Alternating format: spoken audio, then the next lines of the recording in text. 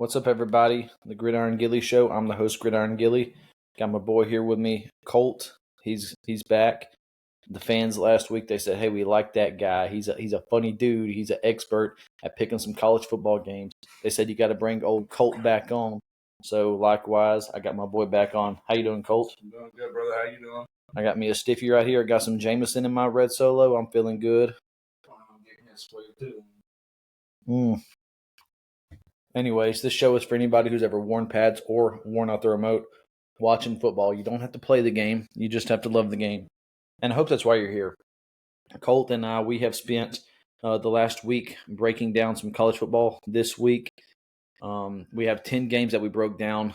The first game is happening Friday night. The rest of the games are going to happen Saturday.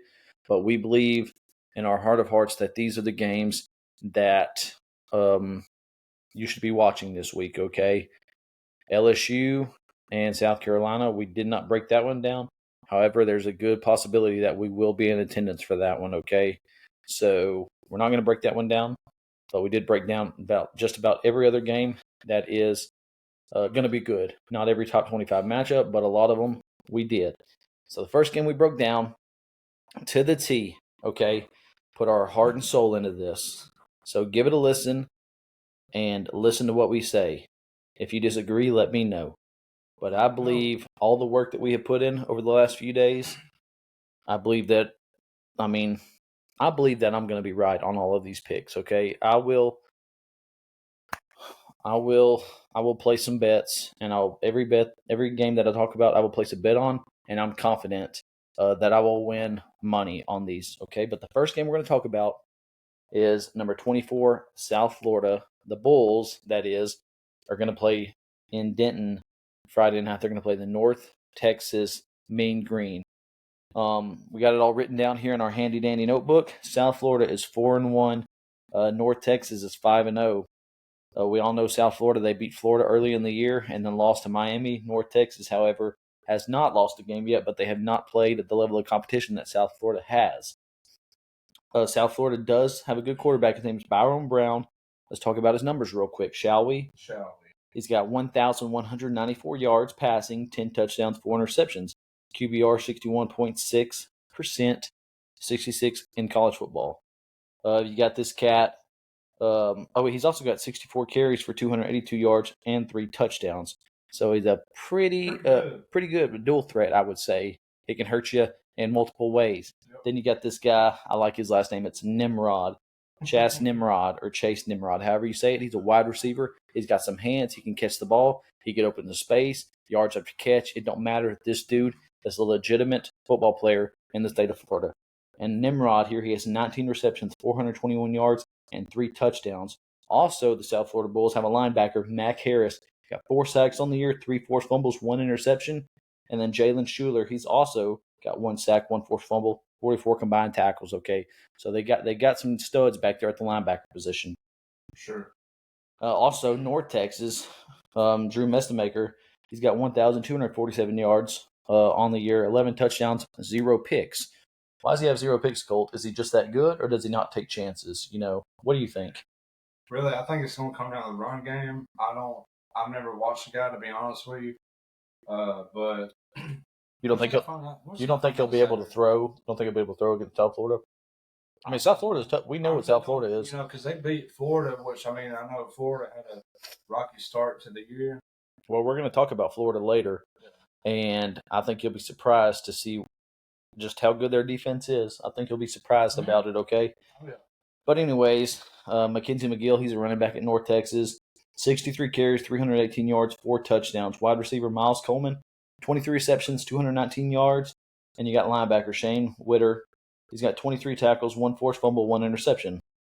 Now let's go down into some numbers here. South Florida, their offense is averaging 446 yards per game, 257 pass yards a game, 188 rush yards a game, and they're averaging 36 points a game. Now, when you're averaging 36 points a game, it's hard to lose games, ain't it? Yes. And that's probably why these cats are sitting at 4-1 right now. Likewise, their defense is giving up 378 yards per game, 246 through the air, and 132 on the ground. They're giving up 22 points per game, okay? So Pretty good on defense. Could be better. I think they have a pretty good run defense, what it looks like, okay? But you got North Texas. They're averaging 437 yards of offense. They are 256 yards through the air, 180 rush yards a game, and then 44 points per game is what North Texas averages. North Texas defense is only giving up 316 yards per game, 135 through the air, 180 on the ground, and 20 points per game, okay? So they're holding opponents to less and they're scoring more. But like I said, South Florida by far has had the stiffer competition thus far into the college football season. No doubt. Let's talk a little bit about South Florida because I have written down that South Florida's strength lies in their ability to run the football. They have the dual threat Byron Brown. I've already mentioned him, and not one, not two, not three, but four running backs who all share the workload. Okay. They have Nakai Davenport, 21 carries, 129 yards, 2 touchdowns. Sam Franklin, 26 carries, 186 yards, 2 touchdowns. Cortavius Norton, he just got hurt this past week. I'm not sure if he's going to be playing, but sending prayers up for that guy. It was looked bad. He got carted off, but I hope he's okay. But Cortavius Norton, he has 32 carries, 166 yards, and 2 touchdowns. And the fourth running back there is Alvin Isaac, 23 carries, 142 yards. UNT has a strong run game as well. Like I mentioned McGill and Hawkins earlier. I expect a high-scoring game. Both offenses are rolling, but I think if South Florida can continue to run the ball and limit turnovers, they'll be in the game, okay? Who do you have winning this one? I got USF, Gridiron Gilly, to be honest with you. You got South Florida? Yep. Well, I know. Actually, man, that's a hard one right there because I know Denton, Texas is about to be a live place, but it's kind of like Alabama going. It's a toss-up. It's a toss-up.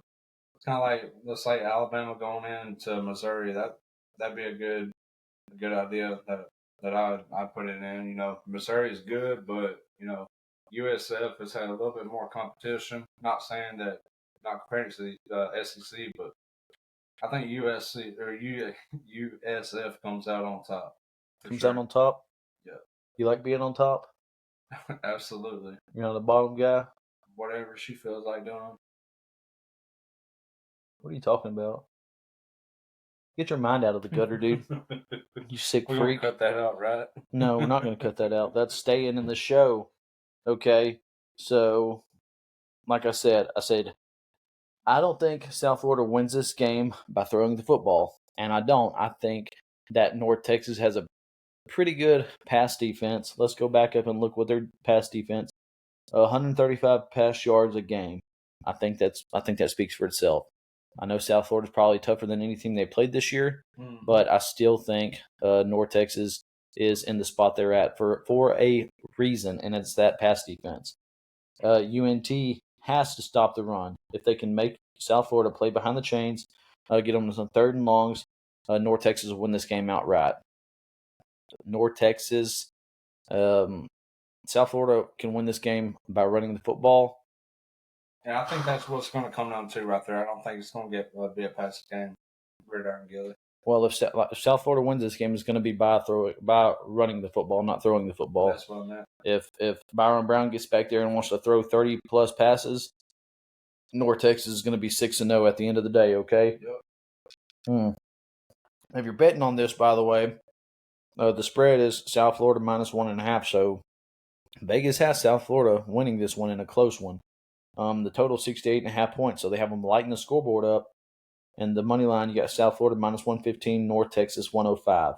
Teams have played twice in the history of college football. South Florida's 2-0 versus North Texas. They played 2001, and they won 28-10, and they played in 2002 and won 24-17. I just got a feeling this game's going to be more high scoring than that. If they got it at 68.5, you can expect somewhere between the high 30s, low 40s type of game, okay? I think it'll be a close one, but I think North Texas will edge them out. And Final prediction, I have North Texas winning this one probably 35 to maybe 32 or something. You know, a pretty close game within 3, a field goal type of game. What say you, Kolt? I'm gonna say 31-24. It's gonna come down to a touchdown. 31-24. Yep. Who you got? USF. So you got South Florida, Yep. and I got the North Texas Mean Green. That's right. Well, I hope we did justice on that. The next game that we're going to talk about here, game number 2 of 10. The number 1 team in the nation, the Ohio State Buckeyes, travel to Champaign to take on the number 17 Illinois Fighting Illini. You know anything about either one of those teams? I know a lot about OSU. Illinois, I guess they just came relevant in my mind the past year or two. So I'm taking Buckeyes all day. You're going to take the Buckeyes. Jeremiah Smith, Julian Sayin. Yeah. Well, let's just break it down, shall we? Ohio State has 8 straight wins over Illinois. They last met in 2017. Guess who won that one? Enlighten me. Ohio State won it 52-14. They have a trophy. This game, they have a trophy. It's called the Illibut Trophy. Okay? It's like a little turtle. It's a turtle trophy. Not sure what that's about. The Ill, I guess, stands for Illinois, and the Buck stands for Buckeyes. So it's a big deal. It means something to these programs to play in this game. They last played 2017. Scores 14-52. Ohio State put it on them. Okay, but let's talk about the offenses. Okay, Ohio State quarterback. You got Julian Sayin. He's got 1,313 yards on the year, 13 touchdowns, 3 interceptions, 85.8 QBR, 8th best in the nation. But well, I'll talk about that in a minute. Running back Bo Jackson, and no, we're not talking about Bo Jackson from the 80s and 90s and whenever that guy played. We're talking about Ohio State Bo Jackson, who has 48 carries, 360 yards, 2 touchdowns. Also got a cat, C.J. Donaldson, 45 carries, 193 yards, and 4 touchdowns. 2 great receivers, Jeremiah Smith, 35 receptions, 463 yards, 6 touchdowns, and Carnell Tate, 24 receptions, 435 yards, 4 touchdowns. That's 2 of the best college football players in the nation right there. And they're on the same team. Defensive end, Caden Curry's got 18 tackles, 5 sacks. Wouldn't expect anything less. Ohio State prides herself on having great secondary, great defense in general. Defensive ends, defensive line, receivers, running backs, it don't matter. Ohio State, top to bottom, year in, year out, is the cream of the crop, college football. Yep. Illinois quarterback Luke Altmaier. I've said it all year long, and I'll continue to say it. This guy will be a first-round draft pick if he stays healthy and plays how he has been playing. Luke Altmaier has 1,573 yards, 12 touchdowns, 86.8 QBR, 6th in the nation, 2 above Julian Sayin. You know what I'm saying? I'm not saying. I think Julian knows what I'm saying, too. He does. Let me get a drink of this stiffy real quick. Tell you what, nothing like some whiskey. You got the running back here at Illinois, Khalil Valentine, 61 carries, 323 yards, 3 touchdowns. They call him Valentine, but he could break your heart on the football field this week. Did I say something funny? Well, you go, baby, you go. And then you got Caden Fagan, the other running back, 79 carries, 316 yards, 5 touchdowns. Wide receiver Hank Beatty, 32 receptions, 569 yards, 2 touchdowns. Colin Dixon, 18 receptions, 311 yards, 2 touchdowns. And Justin Bowick's 11 receptions, 135, 4 touchdowns. So they got some receivers that contribute. Let's talk about Gabe Hackus for a second, okay? Gabe Hackus has got 4 sacks, 2 forced fumbles. Collegiate wrestler also. He's a linebacker for Illinois. I know wrestlers have an edge. I've heard it before that on the defensive side of the ball, it's just something about being a wrestler that gives them a sort of edge on the defensive side of the ball. So this cat is supposed to be good. We'll see. If not, he'll make a good fit in WWE. Promise you. You think he'll be the superstar, WWE superstar? Who don't? Brock Lesnar? Think he'll be like Kurt Angle? No, he ain't gonna be that big. Oh, you don't think he'll win a gold medal with a broken freaking neck? You better step off, cause we ain't friends. All right, let's see here. That's good. That's a good clip. Defensive back Miles Scott. He's got 22 tackles. So they got a D-back who gets a lot of tackles. Sometimes that's good, sometimes that's bad. It sometimes means your front seven can't make the tackle, which is not good. And then Ohio State's offense, they're averaging 451 yards a game, 279 passing, 171 rush yards, 37 points per game. Listen to this stat right here. Ohio State's defense is only giving up 215 yards a game, 127 through the air, 91 on the ground. Guess how many points per game Ohio State's giving up? 10. 5. Really? I'm taking the over on this for sure.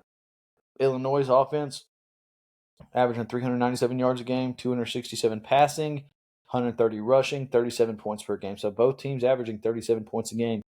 Illinois' defense, 387 yards per game, 252 passing, 135 rushing, and 24 points per game. And I think that stat can be skewed, however you want to say it, because of who Illinois has played. Let's look at it real quick. Ohio State's beat Texas, beat Grambling, beat Ohio, beat Washington, beat Minnesota. Illinois beat Western Illinois, Duke, Western Michigan, USC, Purdue. But somewhere in there, they took a heartbreaker, a loss to Indiana. Got blew out. Illinois put 63 on them.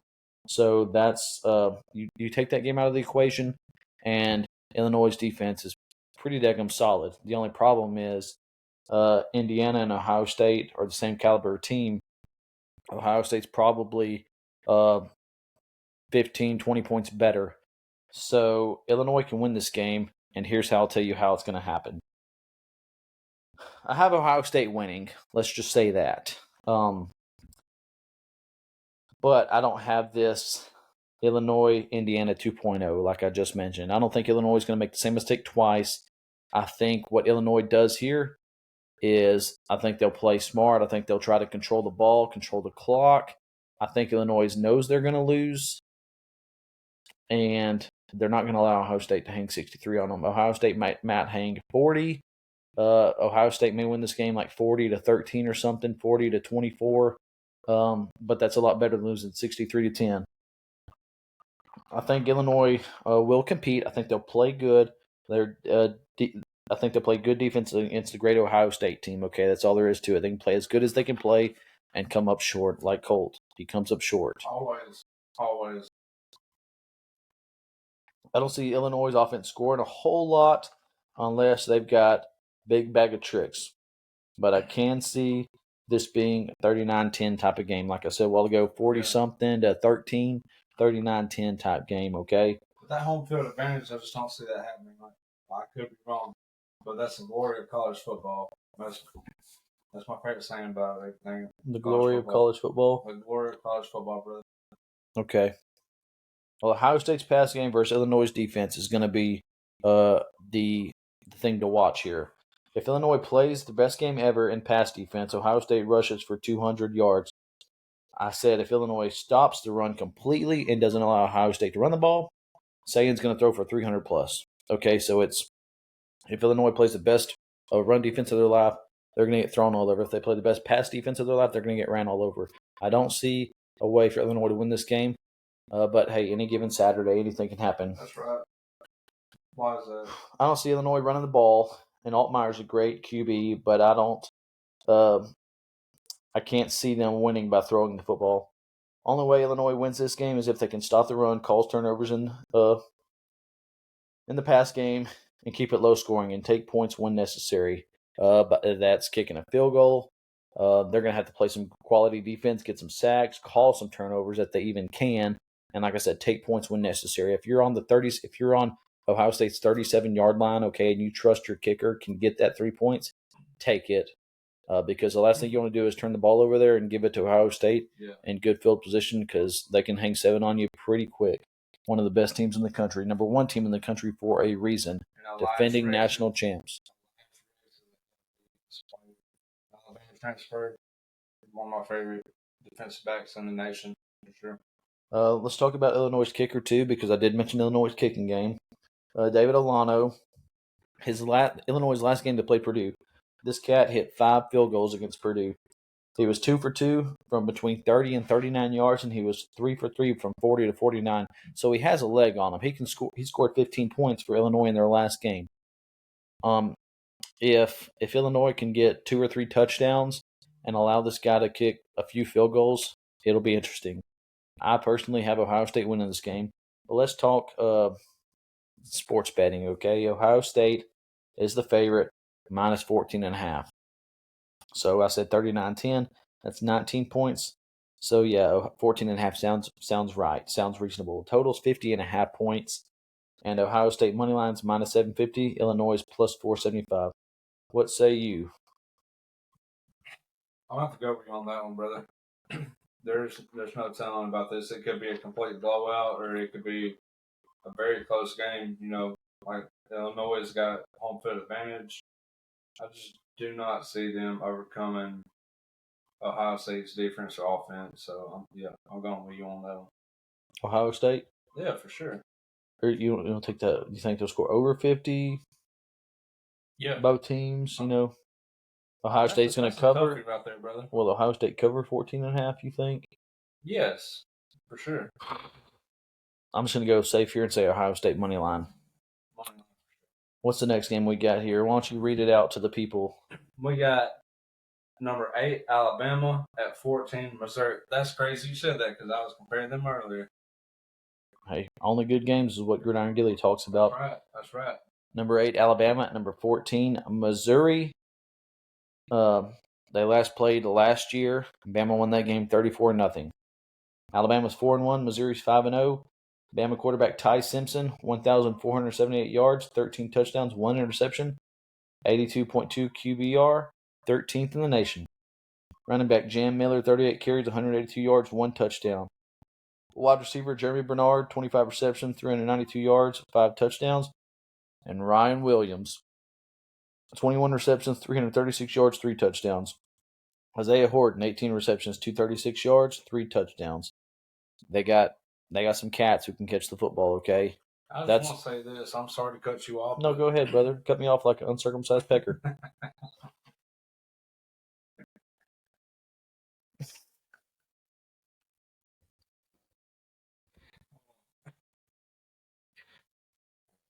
So last week I said I was a big Ryan Williams fan, which I am, but this season he has not been living up to what he was last season. I know this is only his sophomore year, but I think he's going to have a down year. Yeah, I think he's going to come back out, towards the end of the year, which I mean is pretty close there. But a lot of people have Alabama being in the national championship, and I don't. That's just not because I'm an LSU fan either. I promise you. It's just I don't think Kalen DeBoer is it. Alabama's defensive line. They got LT Overton, 1.5 sacks. Linebacker Justin Jefferson, solid football player, by the way. 18 tackles, 1 sack, 1 forced fumble, 1 interception.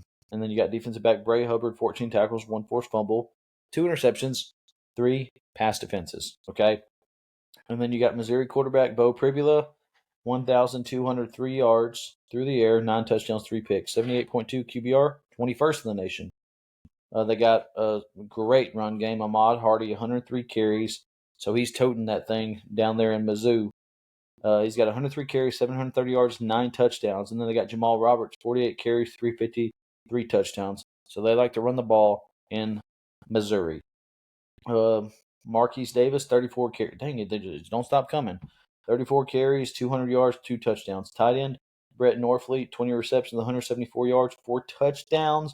Wide receiver Kevin Coleman Jr., 39 receptions, 386 yards. How many touchdowns did I say? 7 or 1 touchdown. He's got 1 touchdown. You got Marquise Johnson, 18 receptions, 275 yards, 2 touchdowns. Defensive end Damian Wilson, 3.5 sacks. Defensive end Zion Young, 2 sacks, 1 forced fumble. Bama's offense, averaging 452 yards per game, 325 pass yards, 126 rush yards, 36 points per game. Bama's defense, 285 yards per game, 130 pass yards per game, 155 rush yards per game, giving up 16 points per game. Missouri's offense, 547 yards per game, 255 passing, 292 rushing, 45 points per game. So both offenses are scoring a lot of points. And Missouri's defense, 203 yards per game, 141 pass yards per game, 62 rush yards per game, and 14 points per game. So Missouri does not allow teams to run the ball on them. And from what I see, it looks like Bama's defense averaged 155 rush yards. But Bama doesn't look like they let you throw the ball on them, okay? So we know that. What does that tell you, Colt? Does that tell you anything? It tells me Alabama's going to whoop that butt. Because why? Because they can't run the ball. If they can't run the ball against Alabama's defense, what are they going to do? They're not going to pass. They got too good of DBs. Well, what I'm saying is Alabama. I don't think Alabama will be able to run on Missouri's defense based off of these stats here. But Missouri's only given up 62 rush yards, and this Jam Miller cat up here, he's the leading rusher, 38 carries for 182 yards. That's not that many for 5 games. 182 yards through 5 games is not that impressive, in my opinion. Missouri's defense, 200, giving up 203 yards per game, 141 pass yards, 62 rush yards per game, and 14 points per game. What does that tell you, Colt? If Missouri's only giving up 62 rush yards a game and Bama's giving up 132 pass yards a game, that tells me that Missouri is not going to be able to throw against Alabama, but Bama's not going to be able to run the ball against Missouri. Bama's running back, like I said earlier, Jam Miller, 38 carries, 182 yards, 1 touchdown. That's not that impressive. That's not impressive at all, actually. So, Bama won this game 34-0 last year. Is this the same Missouri team this year that we had last year? Is this Missouri team improved? I think the Alabama team is improved from last year. Too, and the Missouri team offensively, excuse me, has declined. But I don't know. Last year Alabama had the home field advantage last year, didn't they? Yeah, they played at Alabama last year. I thought so. Bryant Denny. So yeah, I think Alabama's gonna come in to whatever Missouri's stadium is, and they're gonna mop the floor with it. That's what I think personally. Well, I have written down here some Missouri's run game versus Bama's run D. Missouri wins if they can make Simpson run and not throw the football. Okay. Matchup: can Missouri run the football? Can Missouri make Bama run the football? Missouri will execute on D versus Bama's run. Missouri secondary is going to be tested, but need to keep everything in front of them. If Bama wins, it'll be in the passing game and stopping the run. If Missouri wins, it'll be running the football and controlling the clock, stopping the pass. So I say all that to say this, okay? Let's break this down real quick, okay? If you're betting on this, Bama's the favorite, minus 2.5. Total 51.5. Money line, Bama minus 150, Missouri plus 130. When you look at this, Nick Saban's no longer in Alabama, okay? However, these cats still play tough, play hard, and play physical, and for the most part, play fundamentally sound football. They have a few mistakes here and there, but who doesn't, honestly? I think, Bama's run defense, they give up 155 yards. Missouri's run offense, they run the ball for 292 yards a game, okay? So they run the ball efficiently. But Missouri's passing offense, 255 yards. Bama only gives up 130 through the air on defense. If I had to say it, I think Ty Simpson has a better day throwing the football against Missouri's secondary than I think. He's got some impressive numbers. Ahmad Hardy at Missouri running back and Jamal Roberts. But I think if Alabama can stuff the run game, I don't think that Missouri is going to be able to pass on these guys. I don't think Missouri's going to be able to pass, so hopefully they can run the ball. Alabama, I don't think they'll be able to run the ball, but I think Simpson's going to be able to throw all over the field. That's how it's been all year, brother. I think Alabama wins this game. I have written down here, I said I think Alabama wins this one. Score of 34-20. I like that. 34-20, that would be the over on that, 51.5. And if I'm a betting man and Gridiron Gilly is in fact a betting man, he's going to take the over on that, okay? That's a good score prediction. I think Yeah, exactly. That's what I think it's going to be too. This game right here is the one I'm most excited for this weekend, as should you be. And that is number 7, Indiana, at number 3, Oregon. Indiana and Oregon are both 5-0. Oregon's 2-1 all time over them. They played in 1963. Oregon won that game 28-22. They played in 1964. Oregon won that game 29-21. They also played in 2004. Indiana won that one 30-24. Okay, so all these games are within 6 points, 8 points, 6 points. Okay, so pretty close games. Indiana's quarterback, Fernando Mendoza, he's got 1,208 yards passing, 16 touchdowns, 1 pick, 81.8 QBR, 14th best in the country. Running back, Roman Hemby, 65 carries, 351 yards. Kobe Martin, 25 carries, 222 yards, 4 touchdowns. Kalen Black, 55 carries, 344 yards, 2 touchdowns. So they've got a Swiss Army knife there at running back. Wide receiver, Omar Cooper, 23 receptions, 432 yards, 6 touchdowns. Elijah Surratt, 30 receptions, 388 yards, 6 touchdowns. He's a dog. Isaiah Jones, linebacker, 14 tackles, 3.5 sacks. D-back, Lewis Moore, 19 tackles, 3 picks, 1 pass defense. Defensive tackle, Tyreek Tucker, 8 tackles, 3 sacks. So they're pretty quality defense there in Indiana. Oregon's quarterback, Dante Moore, 1,210 passing yards, 14 touchdowns, 1 interception, 79.8 QBR, 18th in the country. Running back, De'Aaron Hill Jr., 26 carries, 270 yards, 2 touchdowns. Noah Whittington, 21 carries, 184 yards, 2 touchdowns. Jade Lamar, 39 carries, 232 yards, 3 touchdowns. And Jordan Davison, 23 carries, 91 yards, 7 touchdowns. Okay. You say, dang, 91 yards and 7 touchdowns? Hey, he must be like the goal line package type of cat. Wide receiver, Corey Moore, 19 receptions, 296 yards, 2 touchdowns. I keep trying to say picks for some reason. Corey Moore's a dog, dude. Straight out of Duncanville, Texas. Gary Bryant, 16 receptions, 197 yards, 4 touchdowns. Tight end, Kenyon Sadiq, 15 receptions, 204 yards, 3 touchdowns. Wide receiver, Malik Benson, 16 receptions, 212 yards, 2 touchdowns. Linebacker, how do you say that name right there, Colt? How's that? Mateo, what's that last name say? Mateo Uiagalelei. Yeah. I just made that up. Hope that's how to pronounce it. What he said. Mateo Uiagalelei, 4 sacks. Linebacker, Bryce Betcher, 39 tackles, 1 interception. And linebacker, Tatum Tuioti, 2.5 sacks. Okay, so they got some names on that defensive side of the ball. Indiana's offense is averaging 538 yards a game, 270 passing, 267 rushing, 47 points per game. Indiana's defense is only giving up 221 yards a game, 133 passing, 88 rushing, 9 points per game.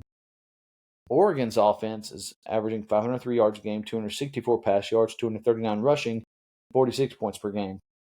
So there's 1 point difference between the two teams that they score a game. And then Oregon's defense, 238 yards a game, 123 passing, 114 rushing, and 12 points a game. So both play pretty good defense too. Indiana has beaten Old Dominion, Kennesaw State, Indiana State, Illinois, Iowa. They beat Illinois 63-10, I believe. They beat Iowa 20-15. Late score won them that one. Oregon beat Montana State, Oklahoma State, Northwestern, Oregon State, and Penn State. Okay, so we know that Indiana's best win was obviously Illinois. Oregon's best win was obviously Penn State. Said these teams complement each other well. Signetti's guys will be ready to play. We know Dan will give his guys a hellfire and brimstone type speech. Okay, he'll have them ready to play there, in Austin Stadium there in Eugene, Oregon. Okay, what do you think about this? Before I finish reading everything else, what do you think about this game right here, Colt? Because I'm fired up about it. I'm excited about it. Me and you both, Gridiron Gilly. I think Oregon's going to come out there and smoke that ass, to be honest with you. Oregon's the team to beat right now. Oregon's going to smoke them? You don't even see it being close. I mean, I don't know. If it's at Oregon, yeah. No, I don't see it being close. You think Indiana just got lucky against Illinois, and you don't think Indiana's really that good? I think Indiana's a good team, but I just think Oregon's on another level? Yes, for sure. Okay. I respect that. Sure, brother. I respect that. Yes, sir. Oregon will have to establish a run and not play behind the chains. If Oregon is in 3rd and long at various points throughout the game, It's going to be a long night for them, I feel like. I think, and I believe that, okay? I believe Oregon's going to win this game. I love Oregon. I love Dan Lanning. I'd run through a brick wall for that guy tomorrow if he asked me to, okay? But I also know that Indiana's good enough, Cignetti's good enough, that if they make Oregon play that type of game where Oregon, maybe they run the ball, 2nd and 9, and then 3rd and 8 type of game, 3rd and 7 even, and they have to throw the ball. I trust Oregon's pass game. Obviously, they've proven themselves time and time again. Yep. But you get in too many of those situations, 3rd and long, don't like your chances, okay, against Indiana. And likewise, you flip the script, same thing. This is a defensive game, a defensive battle. But Gridiron Gilly went even more in depth. And listen to this right here. Whew. It's a lot of stats, folks. I went through these points per game. Indiana's offense 47 points a game. Their defense 9 points a game. Oregon's 46 points a game. Defense 12 points a game. Indiana's offense versus Oregon's defense. Oh, Indiana's offense scores 47 points a game, and Oregon's defense gives up 12 points a game for a median of 29.5 points. Okay, Oregon's offense scores 46 points a game. Indiana's defense gives up 9 points a game, which is a median of 27.5 points. You take that 29.5, you take that 27.5, you add that up. What number do you get, Colt? 57. That's right. You're not good at math, I understand, but I never was good at math. 57 points is what you get when you do that average. And what's the total? Well, Oregon's the spread, Oregon minus 7.5.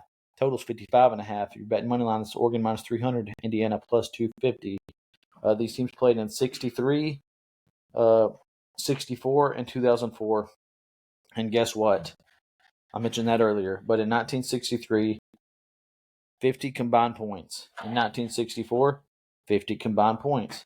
In 2004, 54 combined points. Like I said, the total is 55.5. The median is 57. I'm going over on this one. I don't see it being less than that. I would love to see Oregon win this game by 15 plus. And I think they're going to. I hope they do. I hope it's like 30. Hope it's like 38 to 20 or something. 38-21 type game. You can't Just because expect I don't know. Eugene's a hostile environment. Eugene's also Eric Bischoff's nephew. You right, it is. But yeah, this is an over game. This is an Oregon cover the spread type game. I'll just go ahead and say it. I think Oregon covers the spread.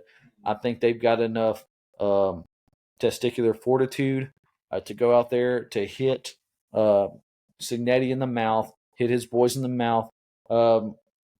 Indiana's going to throw the football. We know that. How successful are they going to be against that Oregon defense is the question. I don't think they'll be that. I think they're not going to stop Oregon's offense, and that's all there is to it. Oregon covers the spread. Yep. Totals 55.5. I'm going over on that one. That's my money line right there. That's what I'm doing. I'm excited about that. I'm fired up. I'm just sipping on this whiskey drink. I need to make me another one here in a sec. We might have to take a mulligan. Next game. The rest of these games I broke down, but I don't think they're as important, so I'm not going to spend too much time on them. Number 6, Oklahoma at Texas, Red River rivalry. Oklahoma's 5-0, Texas 3-2. Oklahoma's played. They've beaten Illinois State, Michigan, Temple, Auburn, Kent State. So is Mateer going to be back for this one, brother? I've seen he's probable. I'll get there. Texas lost to Ohio State, beat San Jose State, beat UTEP, beat Sam Houston State, and lost to Florida. So really the only good teams that Texas has played, they've lost to. And Florida. Florida's Florida. Florida's kind of they may have a losing record, but they're still a Southeastern Conference team. Ohio State's quarterback, John Mateer. He's got 1,215 yards, 6 touchdowns, 3 picks. He's also got 43 carries for 190 yards, 5 touchdowns. Michael Hawkins, he's only played in one game this year, and it was Kent State. He had 167 yards, 3 touchdowns.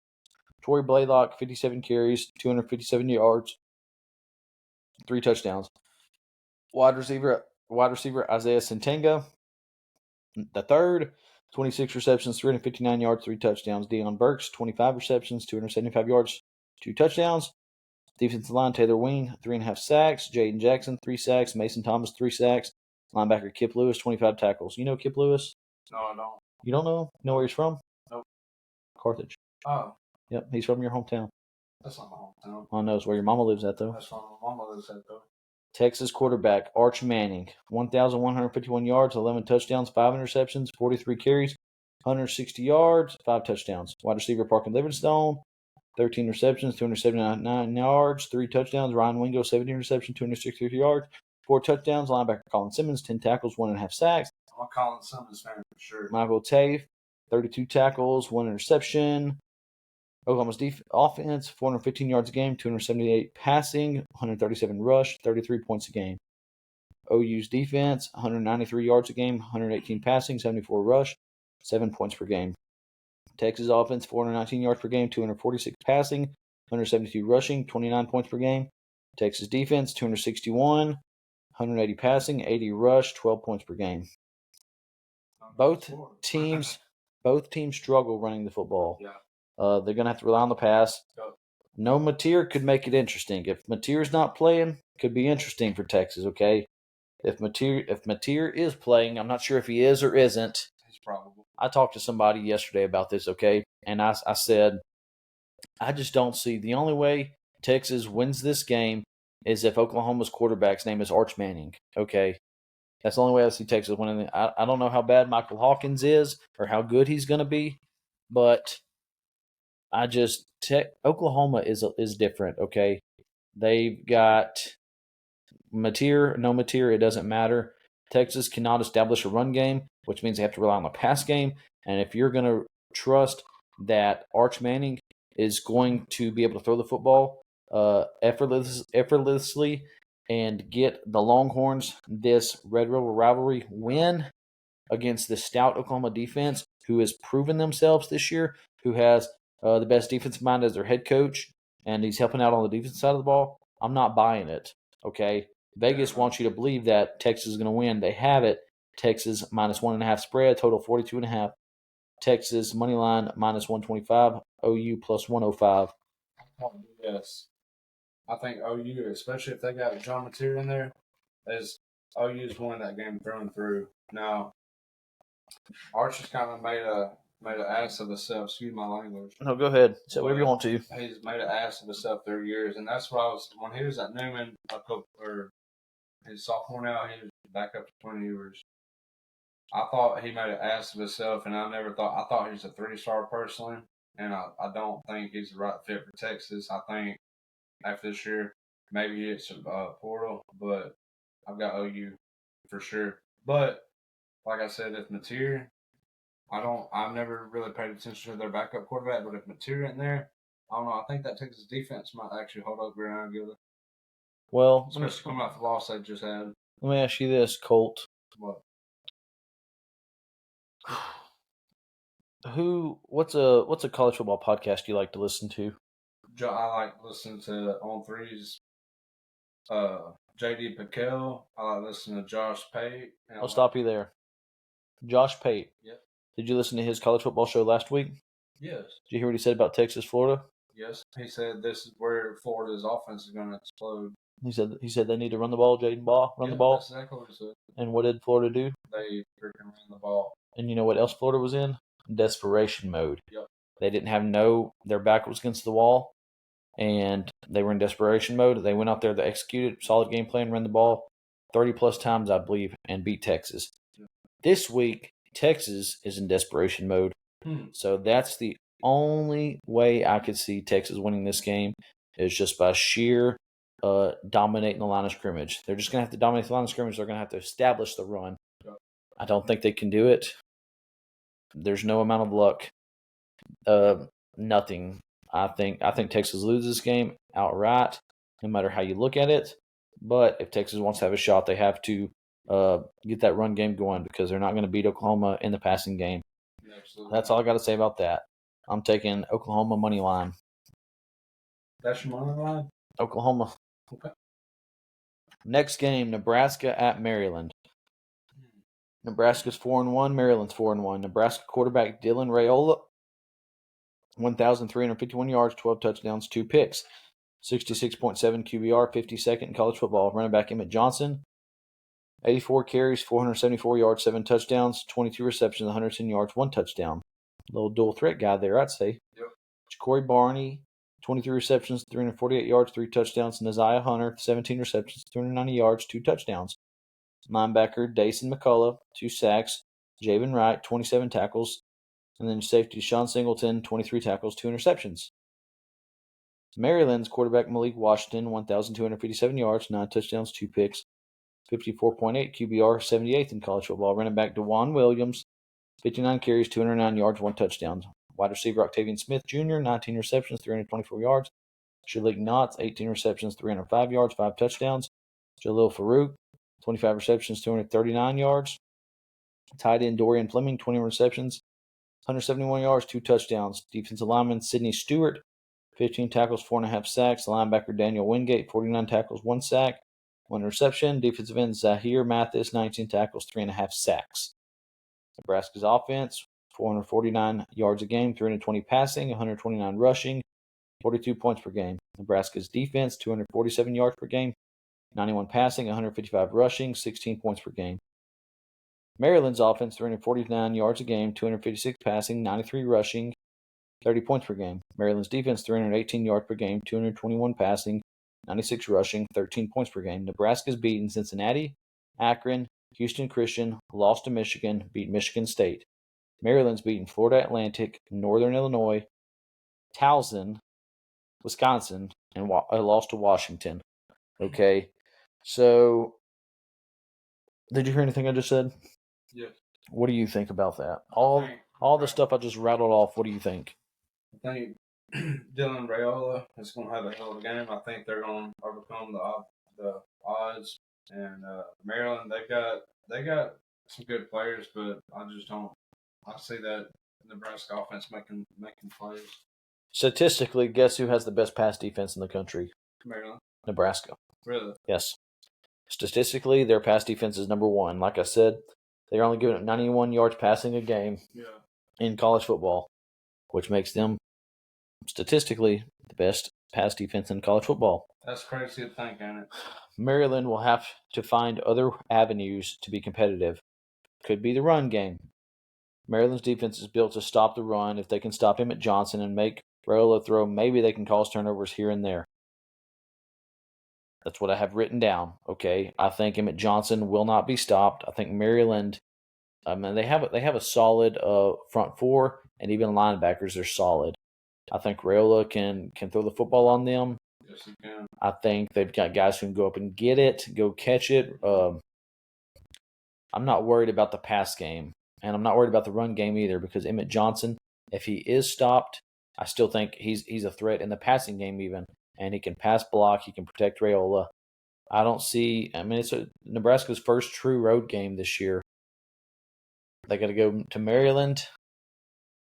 Maryland's 4-1. They just had this tough loss to Washington last week. Nebraska's the favorite, minus 6.5. Totals 48.5. Money line Nebraska minus 250. Maryland plus 210.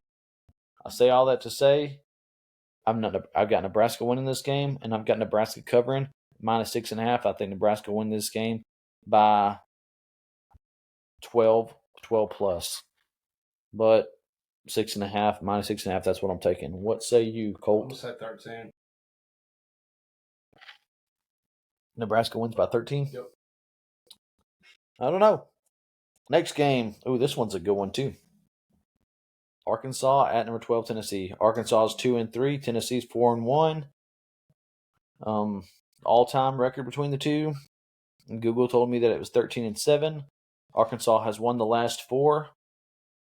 Last year, Arkansas beat Tennessee 19-14. Tennessee is the favorite minus 12.5. Total 68.5. Tennessee money lines minus 550. Arkansas plus 380. Arkansas quarterback Taylon Green, he's got 1,398 yards, 12 touchdowns, 5 interceptions. Also 54 carries, 441 yards, 4 touchdowns, 88.1 QBR, 4th in the nation. Taylon Green, he's a stud. He's a legitimate stud. And if they could get that defense figured out, Arkansas would be a special team there in the Southeastern Conference. You look at Arkansas's losses. They lost to Notre Dame outright. Notre Dame was a better team that Saturday, and they caused Sam Pittman to lose his job. But Memphis and Ole Miss, those losses, Arkansas could have easily won both those games. That Ole Miss game was a good one to the end. If they limit their mistakes, Arkansas should have only one loss on the season. Yep. And Tennessee hasn't beaten Arkansas since, I think, 2007. I think I saw that stat earlier. Arkansas has won the last 4. Let me get a drink of this whiskey. All right. Running back Mike Washington Jr., 61 carries, 398 yards, 4 touchdowns. Braylon Russell, 32 carries, 165 yards, 3 touchdowns. Wide receiver Omega Blake, 30 receptions, 399 yards, 3 touchdowns. Arkansas D lineman Quincy Rhodes Jr., 19 tackles, 5 sacks. Linebacker Xavier Sorey Jr., 34 tackles, 1 forced fumble, 1 interception. Defensive end Philip Lee, 21 tackles, 5 TFLs, 2.5 sacks. Tennessee's quarterback, he's a big fan of him. What's his name? Joey Aguilar, 1,459 yards, 13 touchdowns, 5 picks, 72 QBR, 36th in the country. Running back Deshaun Bishop, 49 carries, 335 yards, 4 touchdowns. Star Thomas, 52 carries, 305 yards, 4 touchdowns. Wide receiver Chris Brazel, no relation to Aaron, 31 receptions, 531 yards, 7 touchdowns. Mike Matthews, 22 receptions, 370 yards, 2 touchdowns. D-line, Tyree West, 13 tackles, 3 sacks, 1 forced fumble. Linebacker Aaron Carter, 49 tackles, 1 sack, 1 forced fumble. Defense tackle, Dominic Bailey, 3 sacks. Defensive end Joshua Joseph, 221 tackles, 4 sacks, 2 forced fumbles. They got some dogs on that defensive side of the ball, Tennessee does. Yes, they do. Anything I've said so far you want to piggyback off of? Not too much. Not until my final opinion. Okay. Well, Arkansas offense, 514 yards a game, 300 passing, 213 rushing, 37 points per game. Arkansas defense, 425 yards a game, 257 pass yards, 168 rush yards, 30 points per game. Arkansas has given up 30 points per game. That's iffy right there. But guess what? Tennessee's offense, 536 yards a game, 337 passing, 199 rushing, 51 points a game. Tennessee's defense, giving up 373 yards, 259 passing, 184 rushing, or 114 rushing. I'm sorry, that's a big difference. 114 rushing, 29 points per game. So Arkansas is giving up 30 points. Tennessee's giving up 29 points. Arkansas has beaten Western Alabama A&M, or beat Alabama A&M. I'm sorry, beat Arkansas State, lost to Ole Miss, lost to Memphis, lost to Notre Dame. Tennessee's beat Syracuse, beat Tennessee State, lost to Georgia, beat Alabama Birmingham, and beat Mississippi State. That can't get it done, Rocky Top. 68.5 points. Total 68.5 points. That's scary to me because that's a lot of points. Last year the score was 19-14, you know. And I'm taking the under. I want to take the over just because neither team has a defense. And I wish I've watched Arkansas enough this year that I know Arkansas can score. I've watched Tennessee enough this year that I know they can score. Neither team has a defense. Yeah. So I want to take the over. And I think Tennessee hadn't won this game since 2007. That's a toughie right there. I think Arkansas plus 12.5 is also a safe bet. I would rather take Arkansas plus 12.5 than I would take Tennessee 12.5. Because even if Tennessee gets up by like 23, 24, you're looking late in the fourth, maybe Arkansas hits a backdoor cover on them and can get some scores there late whenever the game's already put away.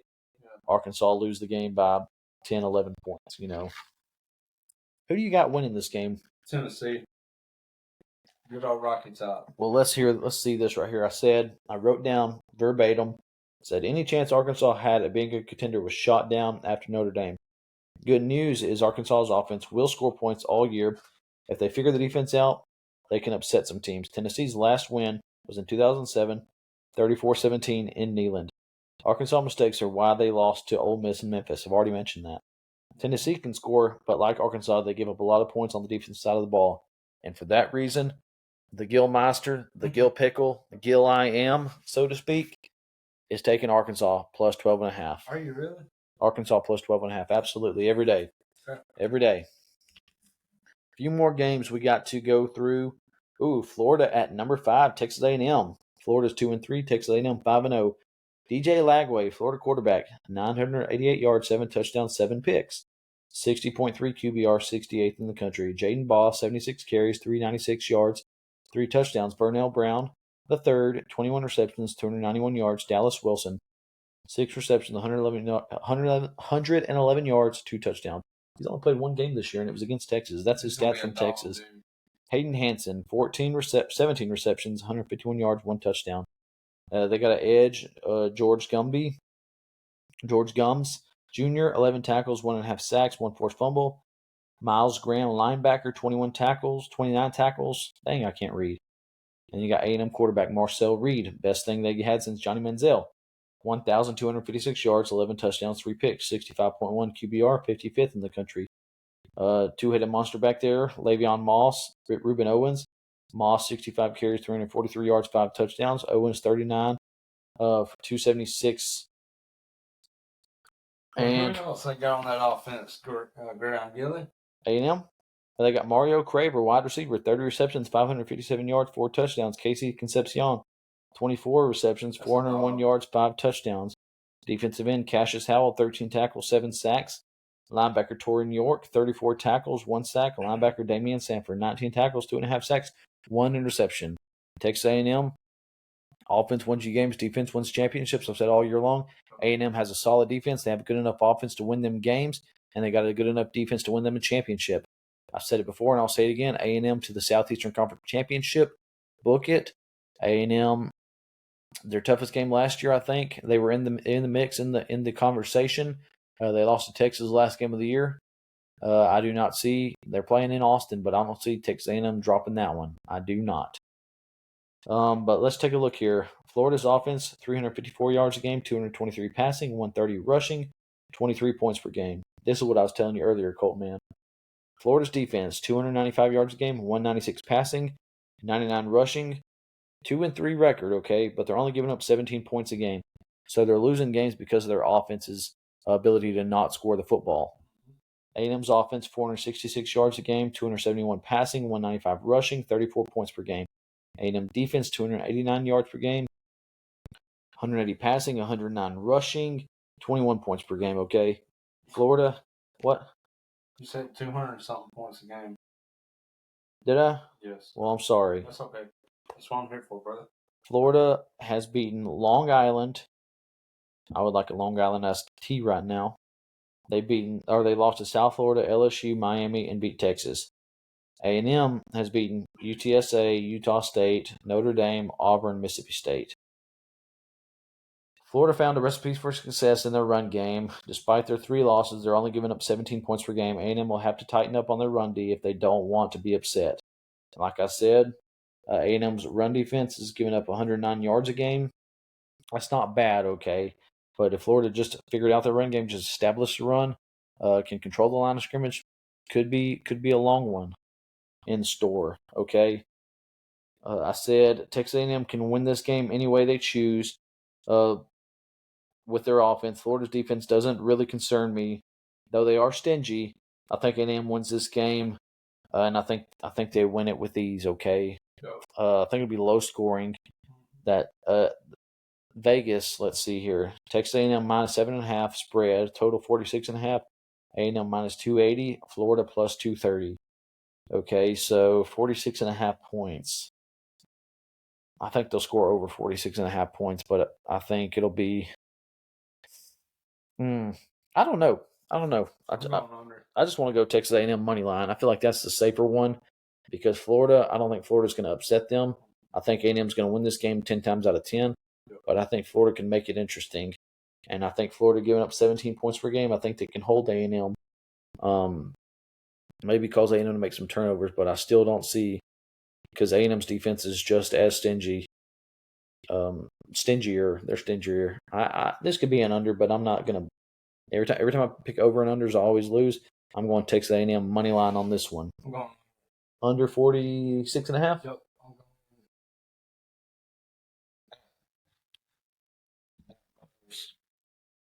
14 to 28.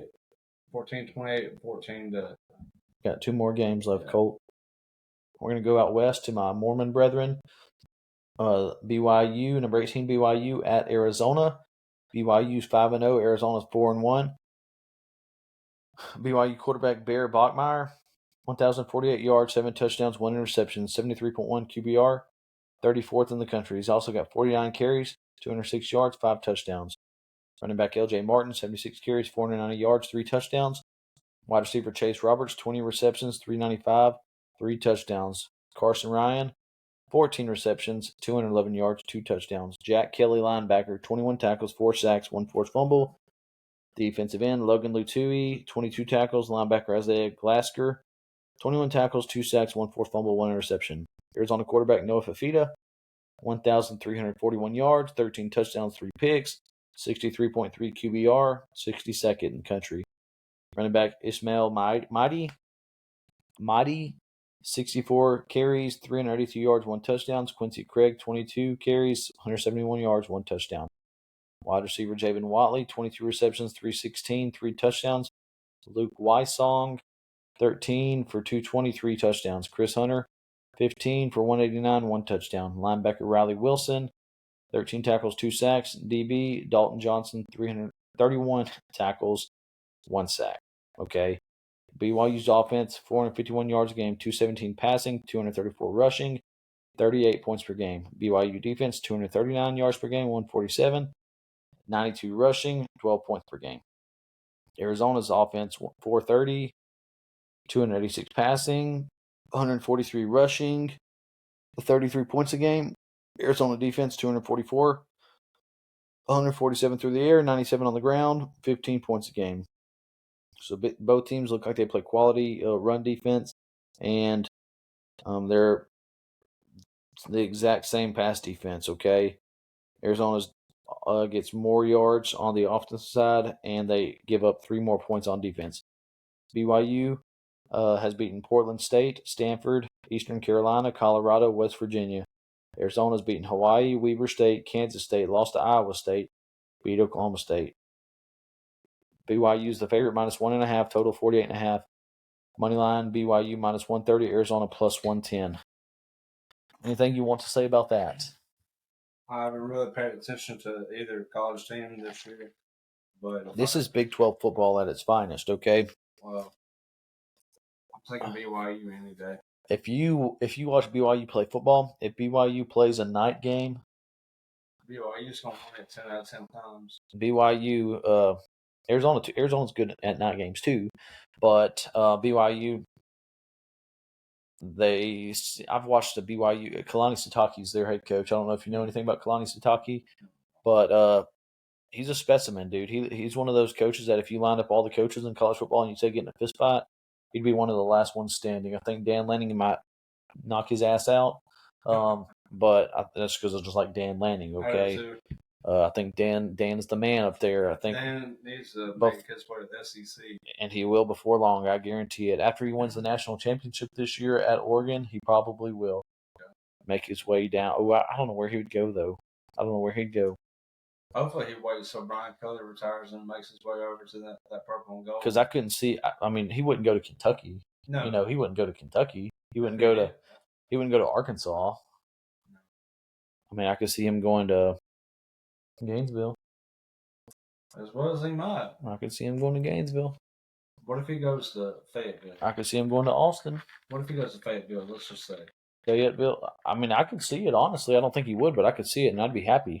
He would turn that program around. But hopefully he makes his way down to Baton Rouge. But that's just me being biased. But we're talking about we're not talking about Daniel Lanning right now. We're talking about Kalani Sitake and the Mormons up there in Brigham Young University. Yep.